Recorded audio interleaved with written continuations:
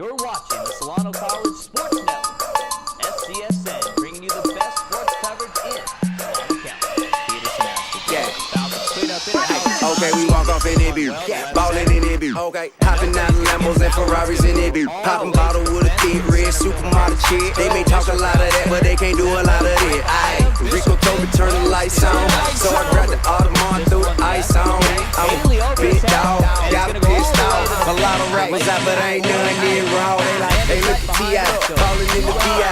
Bunch of bad raw with them looking like a Leo. We just pull up, hop out, go in, show out. Buy the whole bar, pop bottles, go hard. This club so packed. Girl so drunk, this club so all the way to the backstop. Here comes Will Smith to blaze it. He is safe, and the Falcons are going to win this game 7-6. I'm Crosby, and thank you for watching Solano College Sports Network. Well, good afternoon, folks. I'm Zach Pop here in the Falcons Clubhouse for the 5th episode of Falcons Baseball Weekly. Here's what we got on tap here today. We got a very special guest, the sophomore stud, the hitman himself, Alex Crosby, coming to join the set here this afternoon. Also, too, we'll send it over to Greg Poff momentarily out for a field report. And the Solano Falcons are looking to make sure they don't miss the playoffs for the second straight season after winning the BVC 5 straight years before that and making 6 straight postseason appearances. So it's going to be important for the Falcons to win these next 3 against Napa and the 2 against Contra Costa. Then they end the season with the hottest team in the BVC, Laney. So it's going to be important for Solano to take these first 3 games. Don't take them lightly. But for more on the playoff update, let's send it over the field, and Greg Poff will get you updated. Well, thank you, Zach. Greg Poff here at Billy and Louise Yarborough Stadium once again for the Solano Baseball Weekly Field Report. And when you look at the Falcons, their season really comes down to the remaining 5 games. Certainly, after their 2 losses to Marin, Falcons aren't going to win the Bay Valley Conference Championship, not mathematically eliminated, but Marin would have to lose their next 5 games, Solano would have to win their 5 games, and Solano would still have to pass Mendocino, Los Medanos, and Laney. So when you really look at the playoff picture for the Falcons, still very good chance to get into the playoffs. The way that it sets up for them with 5 games remaining, if they can go 4-1 in the remaining 5 games, they'll be in the playoffs. Even more importantly, if they can at least split the season-ending series against Laney, that will give them the tiebreaker over Laney in case they finish in a tie for 3rd. Good news for everybody in the Bay Valley Conference is Bay Valley Conference will probably get 3 teams in, maybe 4 teams in when you look at the rankings. They've consistently had 4 to 5 teams in the top 20 throughout the season. What the Falcons have to make sure they do, they have to take care of business against Napa here at Billy and Louise Yarborough Stadium tomorrow. They've got to make sure they get those 2 wins against Contra Costa. Then if they split against Laney, look for the Falcons to be in the playoffs. And most importantly, when you look at a lot of the sophomores on this team, certainly don't want to be that sophomore class that doesn't make it to the playoffs their 2 years. Falcons also got to make sure, as I said before, they take care of business against Napa. If you look back to last season, Falcons lost the last 2 games against Laney, which put them in a 2nd place tie with Los Medanos. They lost the tiebreaker, so they were eliminated from the playoffs. But it wasn't the 2 losses to Laney. It was the loss to Napa, 5th game before the end of the season. They lost that one at Napa 5-4. Falcons win that game against Napa. Even though they lost the final 2 games against Laney, they would be in the playoffs. So they need to take care of business against the teams they've proven they can beat. Napa, Contra Costa, they get those 3 games. Look for the Falcons to be in the playoffs. Greg Poff here at Billy and Louise Yarborough Stadium. Now back to the clubhouse and Zach Poff. Well, welcome back to the Falcons dugout, clubhouse. I'm with sophomore leader Alex Crosby. How's it going, brother? Good. How about yourself? Pretty good, man. So you've been raking all season long, 357 average this year, leading the team, 20 RBIs. Just talk about your success so far this year. Well, I've been putting a lot of bats on balls this whole season. A little better than I did last year on more of my contact swing. But I think if I continue to do as good as I have, that hopefully we'll make it to playoffs this year opposed to last year. And talk about the playoffs. You got 5 games remaining. 1 against Napa tomorrow here at Billy and Louise Yarborough Stadium. 2 against Contra Costa. And then 2 tough games against Laney College. Just what's the approach coming up? I know Contra Costa and Napa aren't that good, but are you treating them like they are first-place BVC teams right now? We have to. Well, honestly, we can't really control what other people do, but we control what we have to do. So in order to make playoffs, we need to just win out every game. Just do what we got to do. How hard was it last year missing out just by a game? Hard to sleep on. Did it help you work harder getting ready for this year too, and kind of being that sophomore leader? Definitely. It's a lot different being from a freshman to a sophomore. Now I know more of what's expected out of me and what I need to do and what I need to accomplish. So I want to take it back about a week and a half ago. A game before Yuba, and you guys were coming off losing your fourth straight game after Los Badanos pulled one out 10-9, and a game you went 4 for 5, and you pretty much had the game-winning hit in that one, but you guys ended up losing 10-9. And you gave a speech before that Yuba game, and usually you're a guy that kind of does the walk-in and not the talking, but what did you preach to your guys? Well, basically it was an important game against LMC. We needed that series. We had to win it out, so basically I just try to get everyone amped up and ready to play because it was a real important game, just like last year, just that one game. So what's the approach coming in? There's only 5 games left. You guys still have a chance to make the playoffs. Still, you have a high RPI, ranked number 10 in Northern California. But what's the goal after this? What do you want to do? You want to continue playing ball at a 4-year school? I do. Hopefully make a D1. It's the plan. That's what I'm trying on. If not, hopefully D2. I'm just still trying to play baseball. And talk about Scott Stover, too, and what he's meant to you in the year plus that he's been your coach, and you get to know him a little bit. I mean, he's been a great coach, you know. He has faith in me. He trusts me, which I like that in him because he has faith in me.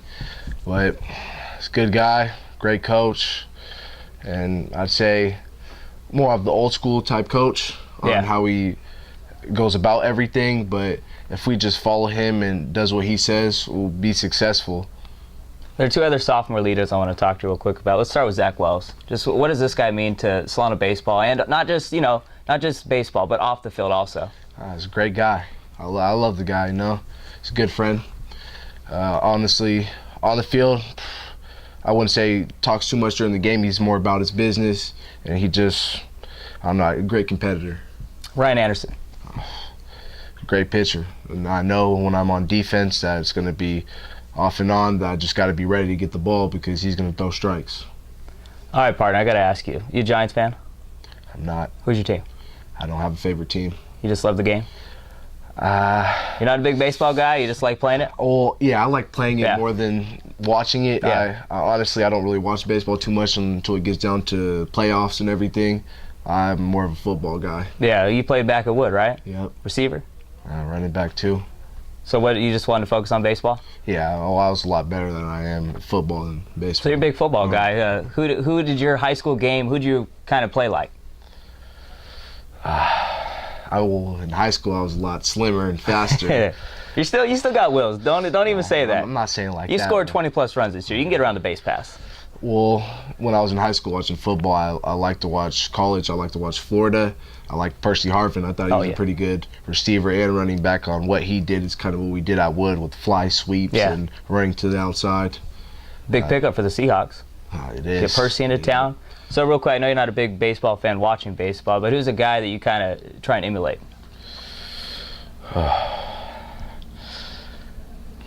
I can't say I have one. You're just Alex Crosby, right? Yourself? That's the answer I was looking for. So real quick, 5 games left. What's the number 1 goal for you guys? Make playoffs, win every game. Take one game at a time. How much trust do you got in Anthony Pizzola and Ryan Anderson as your 1-2? Every time they're on the mound, we have a chance to win, no matter what. Doesn't matter who we're playing. All right, baby. Hey, thanks for your time, Alex Crosby. It's tremendous getting a chance to interview, and best of luck for the rest of the year, and also as you continue to rake in 4-year universities down the road, man. Yep, thank you.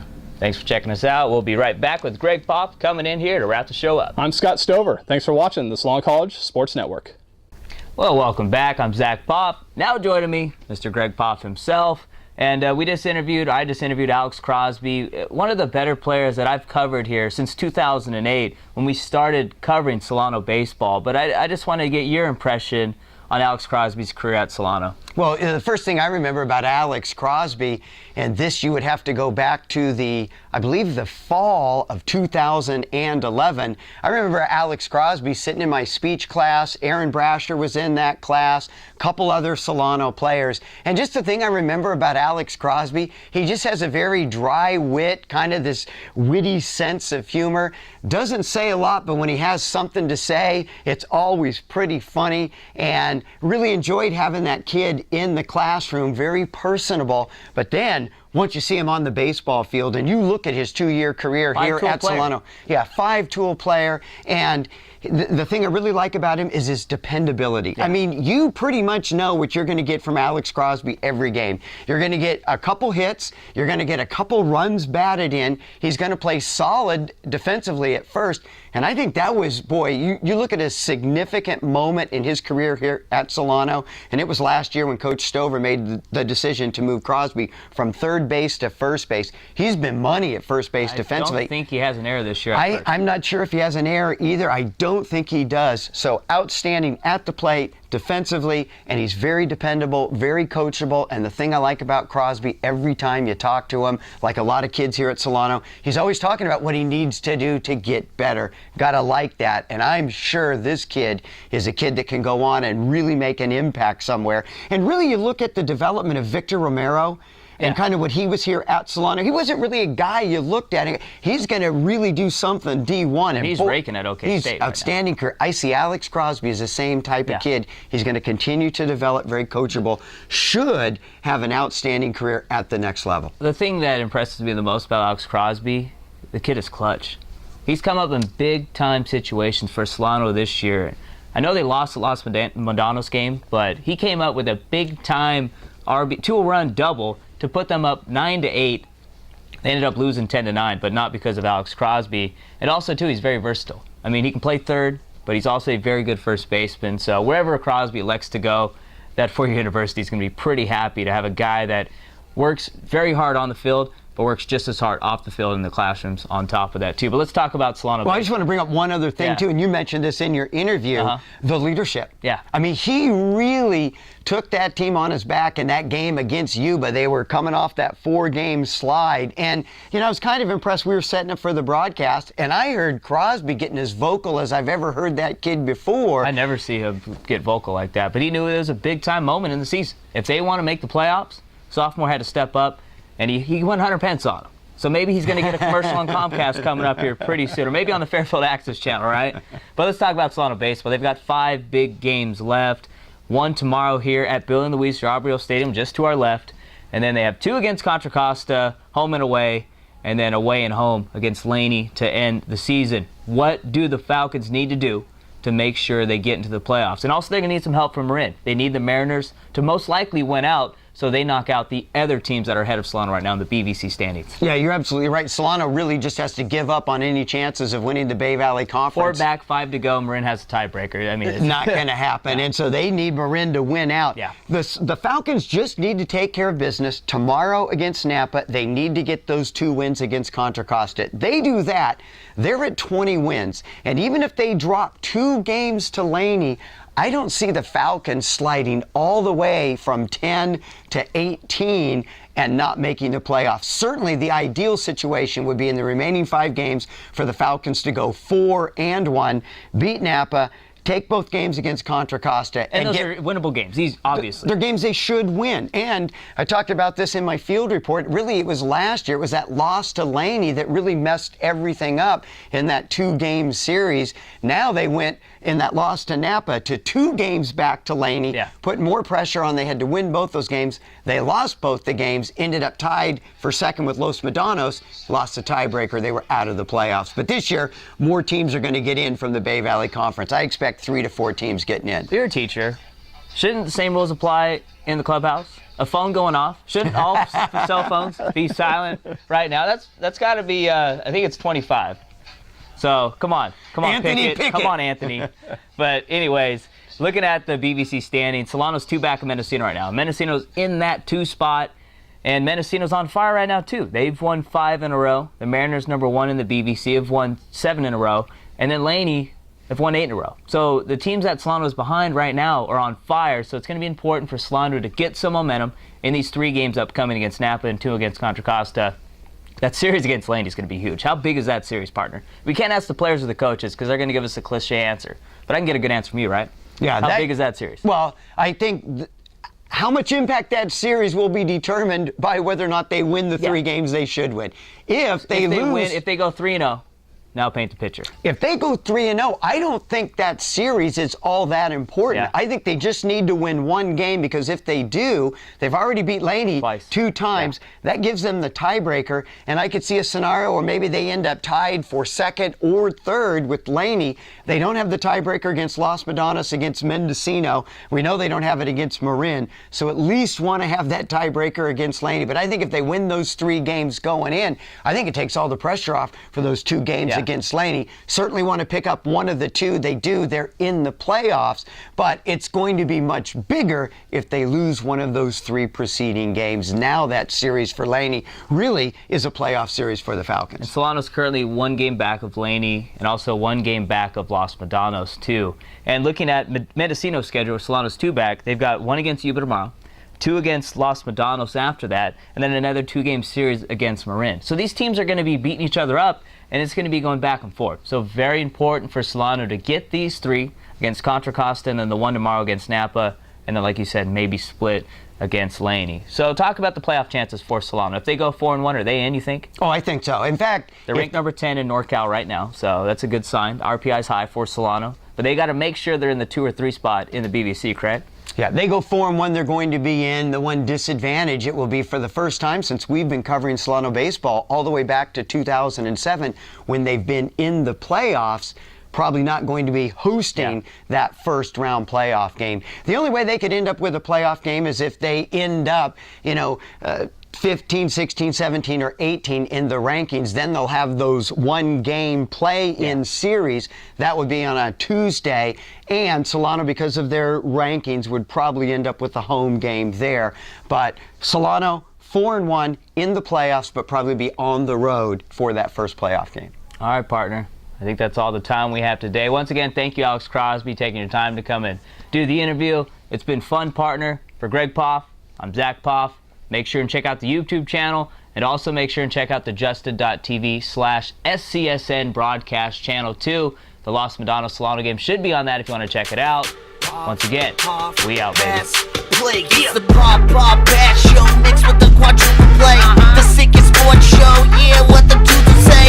There goes the competition, it just blew away. Blowing up the sports world, get the latest news today.